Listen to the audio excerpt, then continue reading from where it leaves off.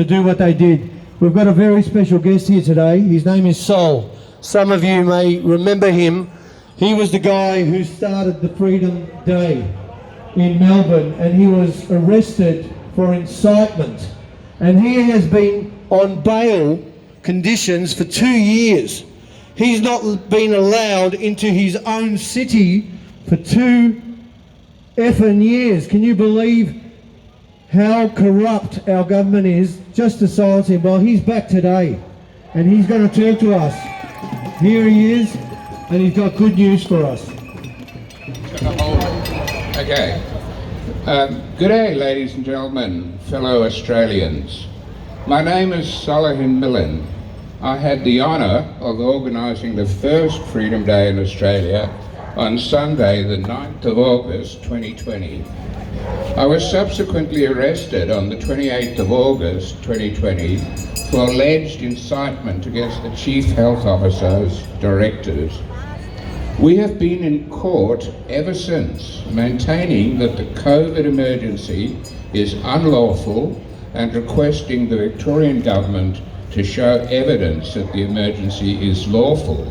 They will not answer.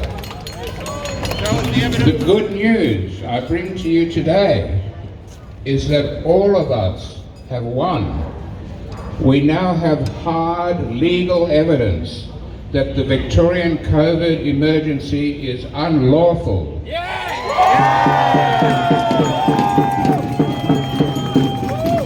One of our brothers, dear Spiros, who is extremely well versed in law, has been working tirelessly since March of 2020 and has proved recently in VCAT that the Victorian emergency is unlawful. This evidence, in large, was given by Professor Brett Sutton himself, Chief Health Officer, under oath in VCAT, a tribunal of law in Australia. If you wish to read the documents, please go to our website, makeaustraliahealthyagain.org, and download them. Thus, we give you all the information that the Victorian Government has continually refused to provide, even under orders from members of our Victorian Parliament. Information that every Victorian has the absolute right to know. You now have it. We've won.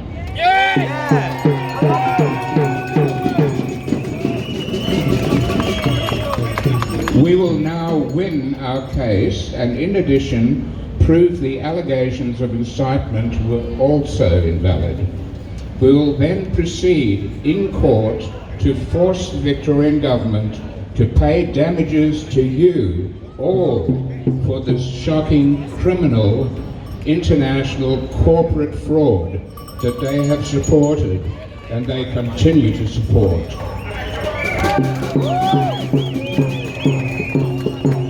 Together, we will rid Australia of all corruption.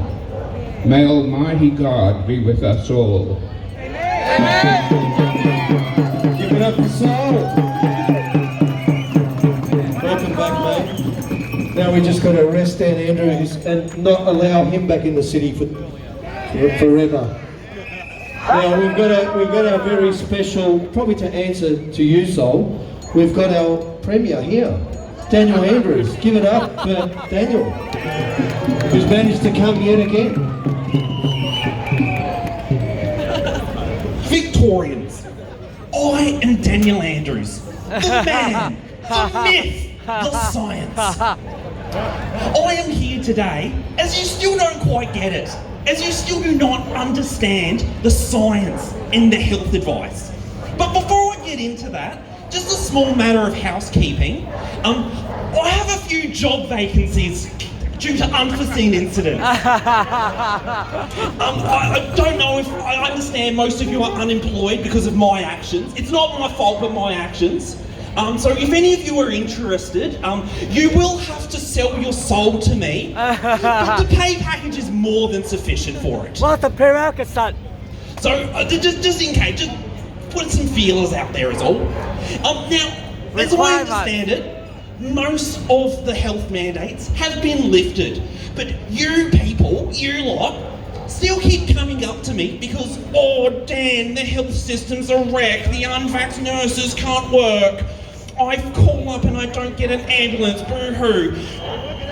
This is simple science. Now I need to clarify some things because some people are asking, Dan, why could I attend a bar but I could not then work at that bar? It is because the virus is attracted to you earning money.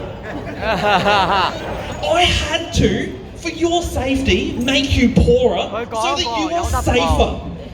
Because the virus is a capitalist. A point of irony considering its origins in China.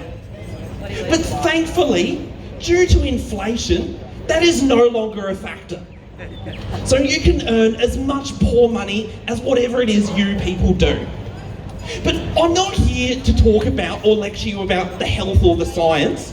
I want to talk about something far more insidious, and that is what some activities you people have been getting up to.